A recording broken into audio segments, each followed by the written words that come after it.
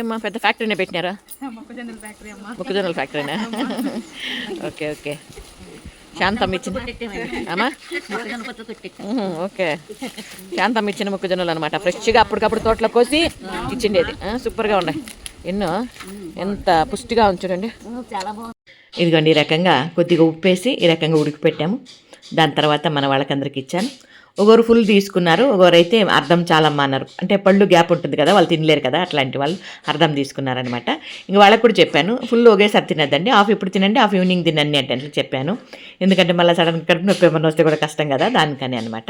అన్నీ ముందు జాగ్రత్తగా ఈ రకంగా చెప్తానమాట. వాళ్ళు అట్లే పాటిస్తారు. మన వాళ్ళు ఎట్లా అంటే ఎవరి మాట వినరు, నా మాట అయితే బాగా వింటారనమాట. అదే మంజులమ్మ మ్యాజిక్. ఏమంటే వాళ్ళందరినీ ప్రేమతో గుట్లో పడేసుకున్నానమాట. వాళ్ళనే కాదులేండి, మిమ్మల్ని కూడా. అవునా కదా, మీరేమంటారు? మన అభిమాని పంపించిన మొక్కజొన్నలు ఈ విధంగా వాళ్ళకందరికీ పంచిపెట్టాను. ఇది ఇప్పుడు మన చిన్న వీడియో నచ్చితే లైక్ చేయండి.